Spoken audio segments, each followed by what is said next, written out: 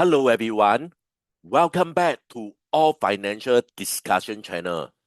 For this video, I'd like to explain why the stock market has not crashed yet. Okay, so you probably have heard that recession probably will happen in this year, 2026. There are various reports that suggest this may actually so-called occur this year. We also see data, for example, from the inverted yield curve indicate warning signal. So as the price to earning ratio, that particular number also indicate warning. US unemployment rate is also at record high. In short, we actually see all the major so-called indicator actually generate the warning signal. But why the stock market has not crashed yet? So basically this video, I will explain why. And maybe just a few seconds, guys, think it through. Do you think that stock market will crash in 2026? Please comment so that I can have a better understand of my audience. Before I continue, guys, I'd like to urge you guys to help me by like this video. Just give me a few seconds. Press the like button now. For those who are new to this channel, and if you want to encourage me, please consider to subscribe to this channel and turn on your notification bell. Once again, thank you so much for strong support. A quick disclaimer. This is not a financial advice. Please conduct your own independent research and consult a professional if needed. Never invest more than you are willing to lose. With this, we are ready to kickstart today's discussion. To me, US stock market should crash 1 year ago. Okay, but we know that US stock market has not crashed, and in fact, they are at all-time high. So basically for this video, I will have two portions. The first portion, I will explain all the indicators that indicate that the US stock market should crash. On my second portion of this video, I will explain why US stock market is still stubborn and refuse to crash. So basically, this will be the objective of this video. The best way to study US stock market will be monitoring S&P 500. Inside this S&P 500 include top 500 US company, including the Magnificent Seven. Okay, so basically, let's take a look on this chart in order to understand better. Currently, at the end of 2025, you can see that S&P 500 price is at all-time high. There is a saying, anything that go up will come down eventually. So therefore, at this position, it become a alarm position. Let's take a closer look on this diagram. You can see that in the early part of this year, you can see that the slope, okay, is basically very gentle.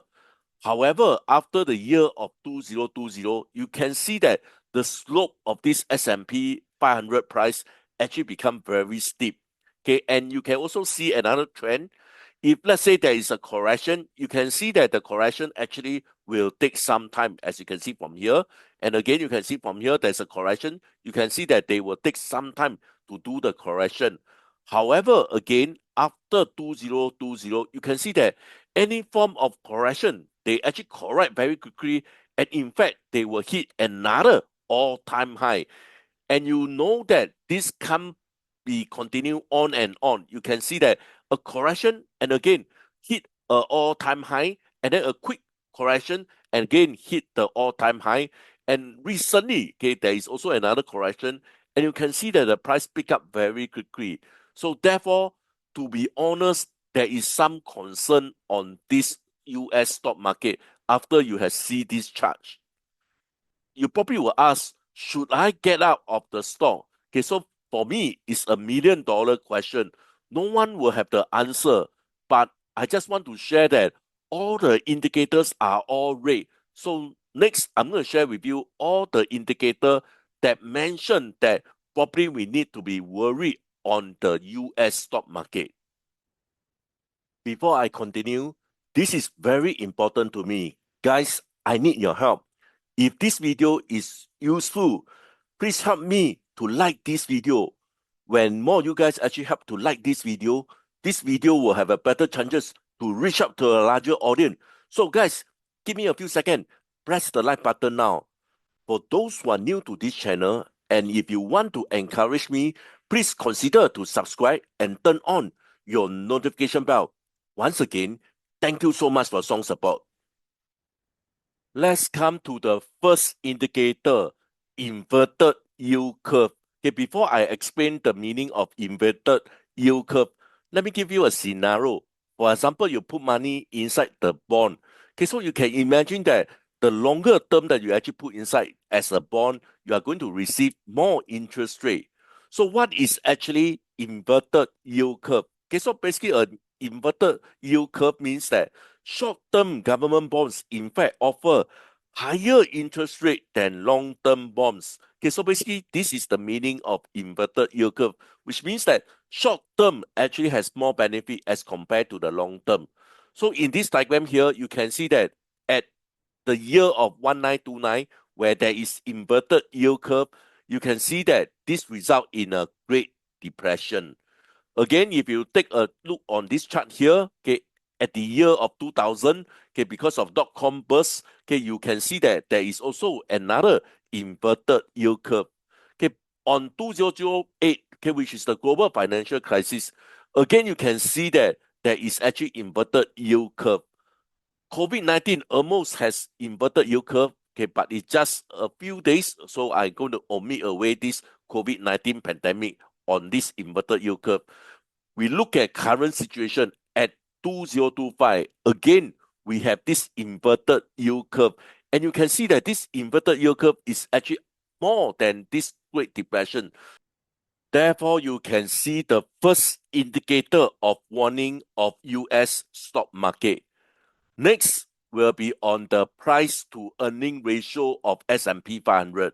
Okay, so basically this chart actually show the S&P 500 PE ratio from the start until recently. Okay, so basically if we're going to get the mean of this S&P 500 PE ratio, it will be at 16.19. Currently, okay, the S&P 500 PE ratio is actually at 31.28.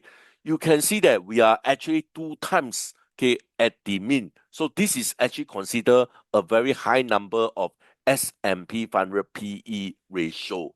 And taking a look on another trend, okay, so basically I have drawn this line. Okay, you can see that anything above this 31.28, you can see that something actually happened to the economics. Okay, so you can see that the Great Depression almost touched this 31 S&P 500 PE ratio. And you can see from here, anything that is actually above this 31.28, okay, it result in a dot-com bubble. It also result in a global financial crisis. COVID-19, okay, basically has a high S&P 500 PE ratio. And now at 2025, okay, we are going to see another warnings, so-called indicator of US stock market. So this will be the second warning of US stock market. The third warning indicator of US stock market will be the US unemployment rate. As you can see that there is definitely a trend of increased unemployment rate in US. This is actually quite alarm. Just imagine this. If the share price is at all-time high, and let's say the company want to expand, they definitely need to hire more. Okay, so but you don't actually see this trend. Something is actually very wrong because the share hit all-time high, but the unemployment rate also reached all-time high. So this is actually the third indicator that indicate some issue on US stock market. The fourth indicator will be the total market value divided by GDP. Okay, so basically from this diagram here, basically shows the so-called the total market value divided by GDP. Currently, okay, we are at 222.3%. And if you can interpret this, okay, basically anything that is higher than 115%. In fact, Warren Buffett said that anything more than 120%, this means danger. Okay, so what does this actually imply to?